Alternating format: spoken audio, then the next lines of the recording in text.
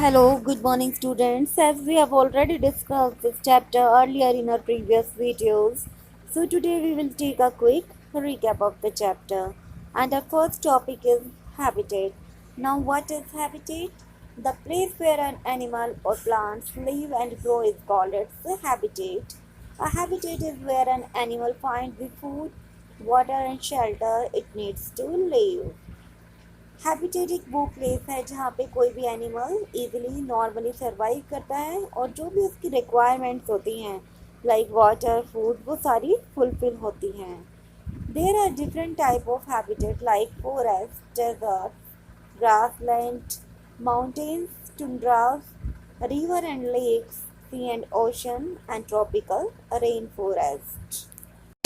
Now move to the next topic, that is adaptation, the modification or development of certain body parts in the plants and animals that help them to survive and flourish in their environment is termed as adaptation. Or we can also say that it is a process by which animals make themselves fit for the environment. Adaptation वो process है जिसके through animal अपने आप को fit बनाते हैं जिस environment में वो रहते हैं. अडेप्टेशन के अंदर काफ़ी फीचर्स आते हैं जैसे उनकी body coverings, their feeding habits, their movements, their breathing system. Let's take a look of all. Different body coverings of animals are fur, feathers, scales, smooth skin, and shells. Now, what are furs?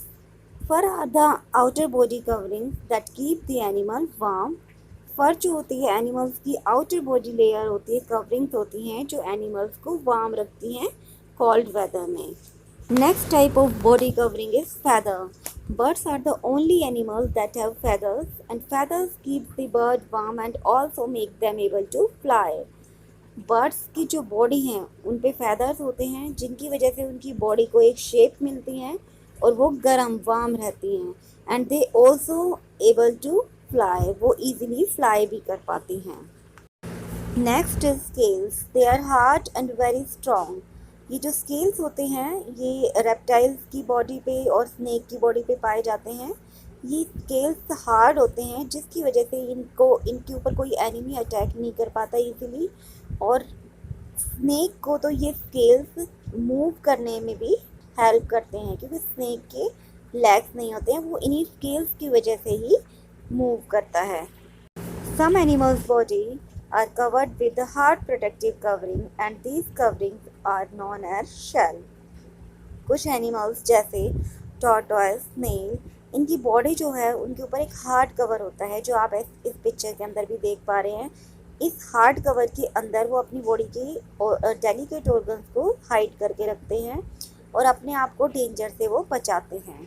Now second type of adaptation that make them able to live in a particular habitat is their breathing system. How they breathe, what are their breathing organs.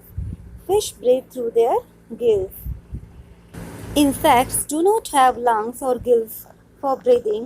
So how they breathe? They use their spiracles to breathe. They are the small openings on their body.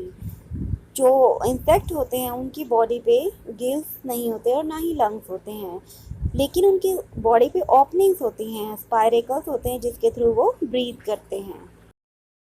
And the animals like frog and earthworm uses their skin for breathing which allow the gases to pass through easily. ये अपने skin का use करते हैं breathe करने के लिए. Now how we breathe. We are the mammals and we use our lungs for breathing. As you can see in this picture, mammals, birds and reptiles use their lungs for breathing. ये अपना lungs का use करते हैं सांस लेने के. This type of feature is their feeding habit. What type of food they eat, and on the basis of food they eat, they are divided into these categories like first herbivores, scavengers, carnivores and omnivores. Now what are herbivores? Animal eat small plants or other parts of a tree. जो animal सिर्फ plants ही खाते हैं, grass खाते हैं, उन्हें हम herbivores बोलते हैं, जैसे cow, goat, giraffe, monkey and elephant. Now what is carnivores. Animal hunt other animals and eat them. जो एनिमल्स दूसरे एनिमल्स को मारते हैं और उनका फ्लैश खाते हैं उन्हें हम कार्निवोर्स बोलते हैं, जैसे लायन, हाइना, स्नेक, फ्रॉग। ऑमनिवोर्स वो एनिमल्स होते हैं जो दोनों ही चीज़ खाते हैं, प्लांट्स भी खाते हैं और एनिमल्स भी खाते हैं, जैसे bear, crow, rat, jackal. And at the last we will discuss what are scavengers, animal that eat the remains of the dead animals. जो एनिमल्स, जो दूसरे एनिमल जो मर जाते हैं, पहले से ही मरे हुए हैं, जो जो डेड हैं, उनको जो खाते हैं वो स्कैवेंजर्स होते हैं, जैसे fox and vulture. Students, now you know how animals move and why they move and which organ they are using for their movement. Let's take a look. Animals move from one place to another in search of food, shelter, mates, and to escape their enemies. And different animal move in a different way. जो animal एक जगह से दूसरी जगह जा रहे हैं, वो क्यों जा रहे हैं? ताकि उनको फूड मिल सके, शेल्टर मिल सके, मेट कर सके, एंड वो अपने आप को अपने एनिमीज से बचा सके। और जो डिफरेंट एनिमल्स होते हैं वो डिफरेंट तरह से मूव करते हैं, उनके जो मूवमेंट होता है वो अलग अलग टाइप से होता है और डिफरेंट ऑर्गन्स के थ्रू होता है। जैसे insects have 6 legs and insect like ant and cockroach crawl on their legs, and the grasshopper have strong hind legs for hopping. Insect जो होते हैं उनके लेग्स होते हैं जिनकी वजह से वो क्रॉल करते हैं, और कॉकरोच भी। और जो ग्रास होपर होते हैं वो हॉप करते हैं, उनके जो बैक लिम्स होते हैं, हेड लिम्स होते हैं, वो काफ़ी लॉन्ग एंड स्ट्रॉन्ग होते हैं जो उनकी हॉपिंग में हेल्प करते हैं। Frogs have webbed feet to swim in water. They have strong hind limbs for hopping on the land. जो फ्रॉग होते हैं उनके जो फीट होते हैं वेब्ड होते हैं ताकि वो इजीली स्विम कर सके पानी के अंदर, और हॉपिंग के लिए वो अपने हिंड लिम्स को यूज़ करते हैं जो लॉन्ग होते हैं। Turtle have paddle like limbs which can help them to swim in water.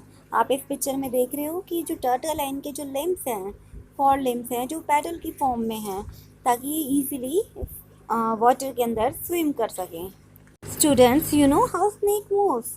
They use their scales for movement as they don't have legs.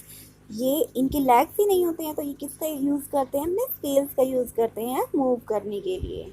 How bird fly? Bird कैसे fly करते हैं? Birds अपने wings का use करते हैं fly करने के लिए। They use their legs and feet to walk or hop. और अपने जो feet है और legs उनको हॉपिंग के लिए यूज़ करते हैं, और जो उनके विंग्स हैं उनको वो फ्लाई करने के लिए यूज़ करते हैं। Penguin and seals have flippers to swim in water. ये जो इनके फ्लिपर्स है जो आपको डायग्राम में दिखाई दे रहे हैं, ये इन फ्लिपर्स का यूज़ करके वाटर के अंदर स्विम करते हैं। How dog and cat move? They are the mammal and they use their 4 limbs for movement. Dog and cat use their limbs to walk and run. ये अपने 4 के 4 लिम्स को यूज़ करते हैं मूव करने के लिए। Students, you know how we are moving? We move through our legs and our legs are our hind limbs. जो हमारे लेग्स होते हैं वो हमारे हिंड लिम्स होते हैं जिसकी वजह से हम मूव करते हैं। और जो हमारे जो 4 लिम्स हैं, जो हैंड्स हैं, वो हम कुछ भी काम करने में यूज़ करते हैं, जैसे to write anything, to lift anything. लेकिन जो दूसरे एनिमल्स है, जो मैमल्स है लाइक डॉग है, कैट है, वो अपने 4 के 4 लिम्स का यूज़ करते हैं मूव करने के लिए। Now move to the next topic, that is hibernation. It is the process through which animals keep themselves safe in the unfavorable weather conditions. They eat more food during the summer or autumn season, as you can see in the picture.